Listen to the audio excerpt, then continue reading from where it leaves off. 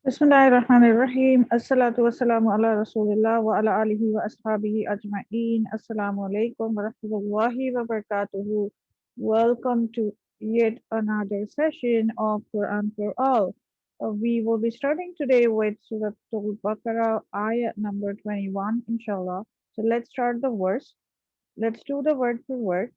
So the verse is starting with Ya ayyuhan nasu. You must have heard or read a similar phrase many times in the Quran being used, like Ya ayyuhal ladina, Ya ayyuhan nasu, right? So nas here means people, okay, and Ya is used to call out to people. It's called harfun nida. It's used for calling out to someone to grab someone's attention.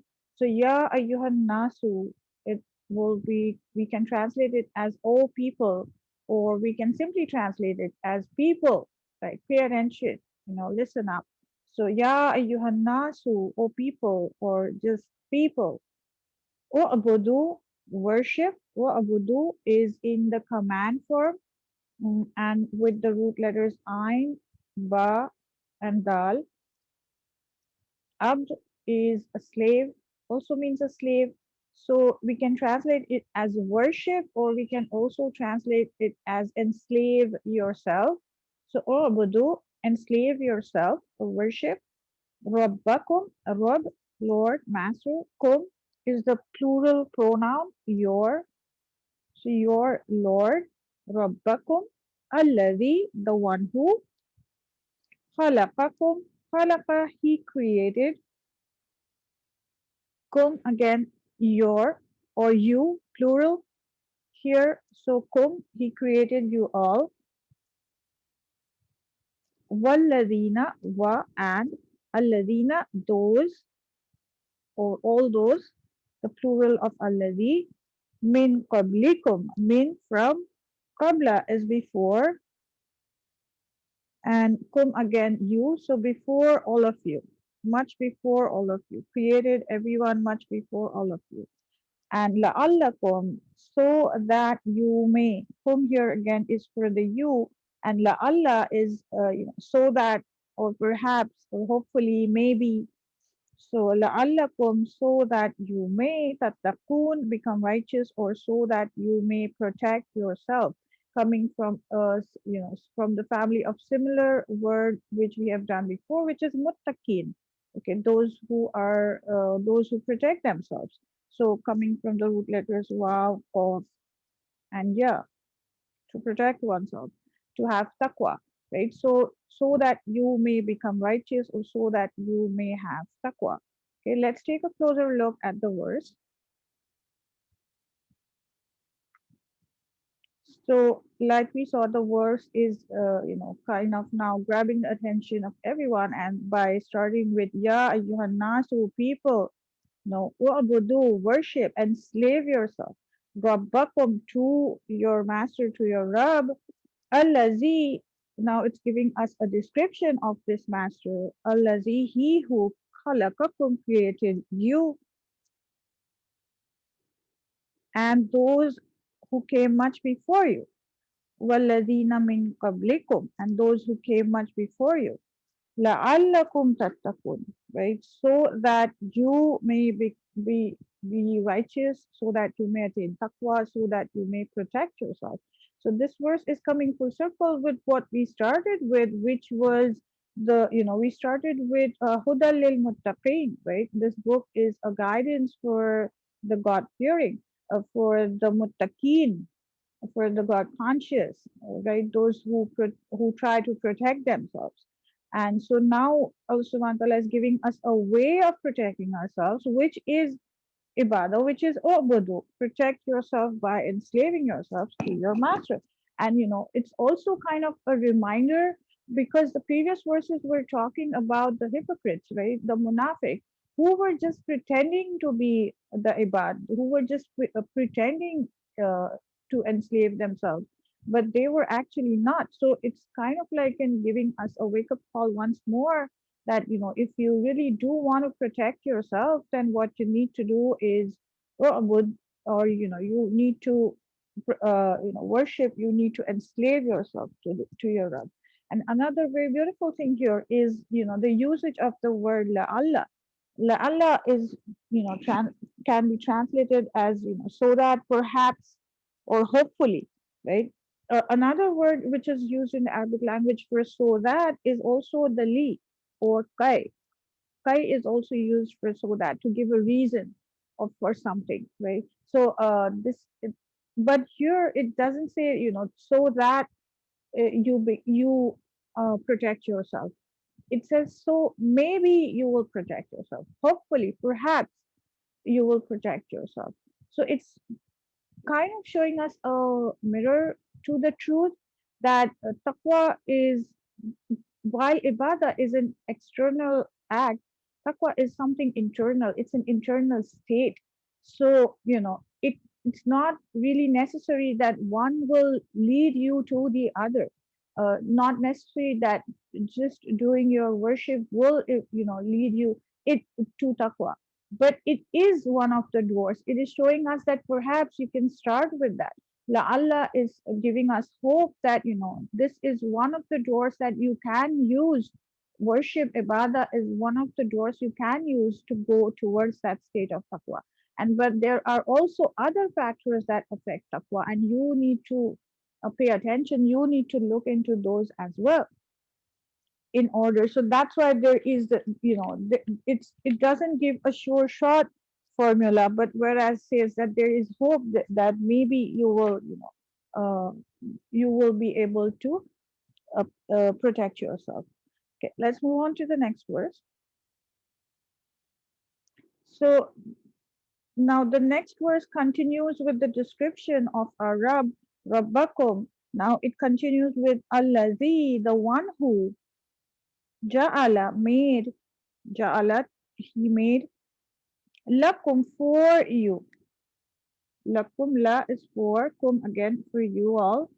So he made for you al arda, the earth, firoshan, a flooring.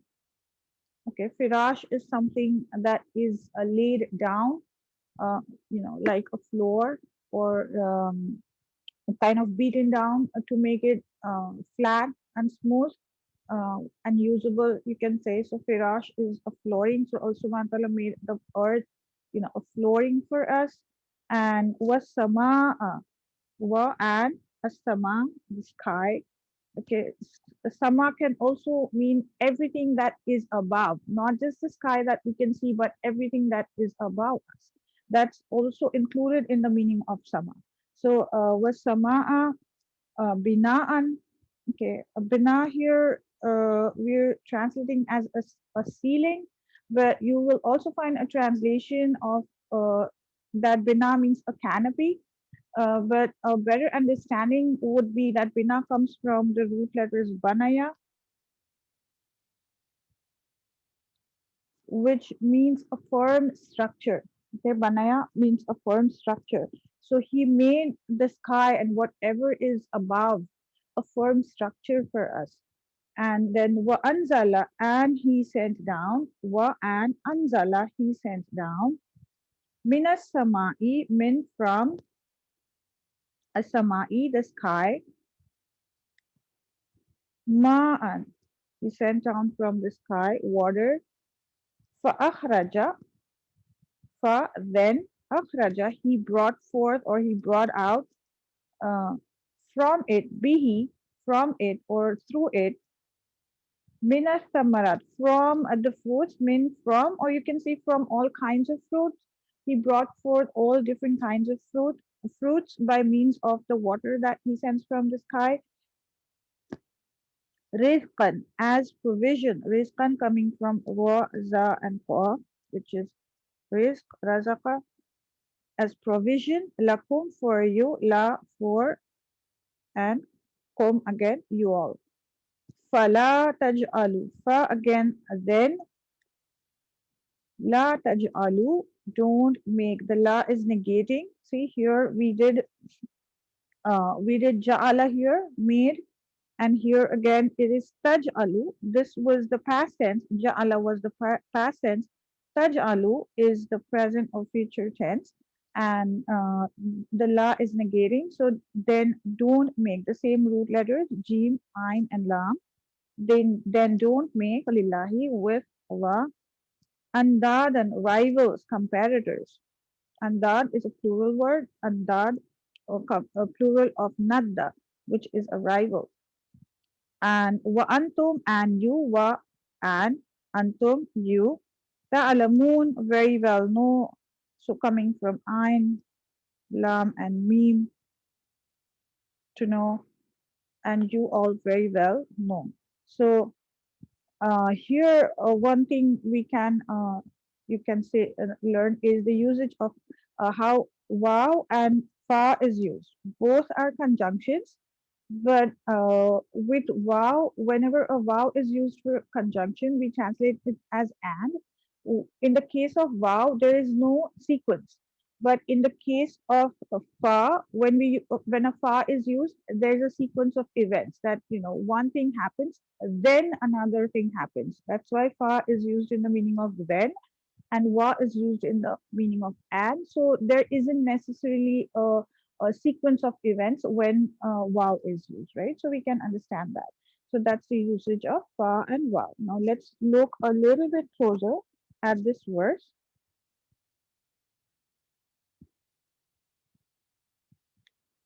So the verse is giving, like we saw, a description of he of our Rabb, Allazi, the one who ja'ala lakumul arda, created for you the earth. Now another thing we can also notice here is the usage of lakum. Okay, there is a, you can say, a basic sentence structure, like the verb followed by the subject followed by the object and any other further details. But sometimes the sequence is changed, it's messed up, it's like it's changed. That is when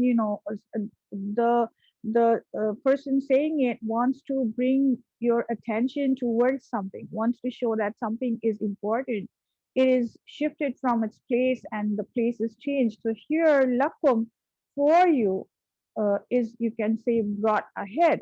And so it doesn't say and he made the earth a flooring for you. The for you is not at the end like it should be, but it goes and he made for you the earth as a flooring. So whenever something like this happens, it's generally, or you can say, it may mean that there is an emphasis that is being laid on the thing that is brought ahead. So we can understand this as by bringing lakum, for you, ahead.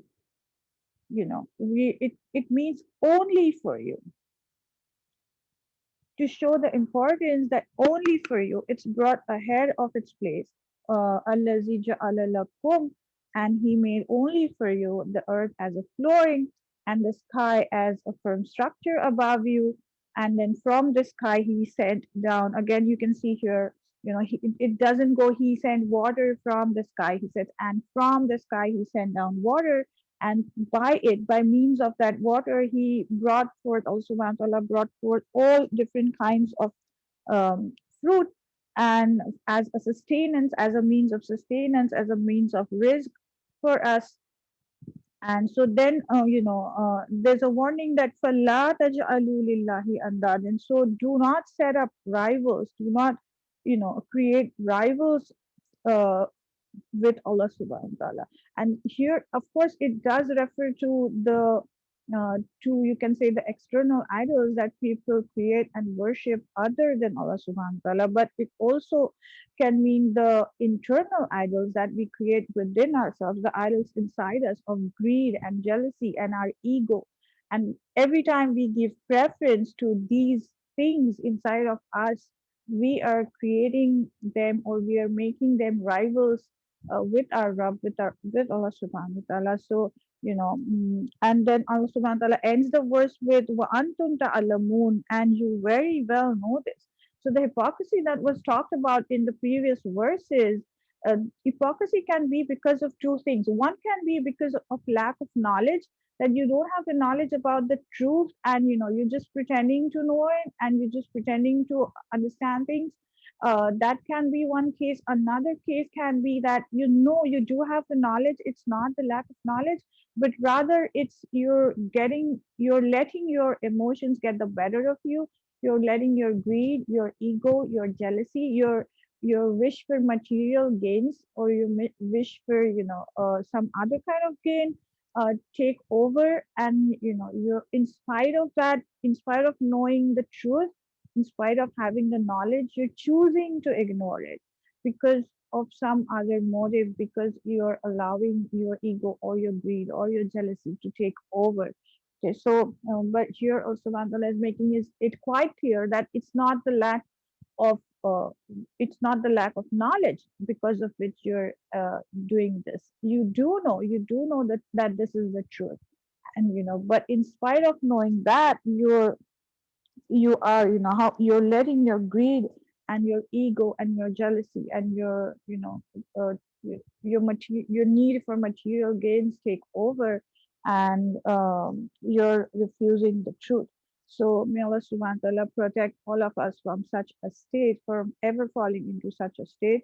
Assalamu alaikum wa rahmatullahi wa barakatuh.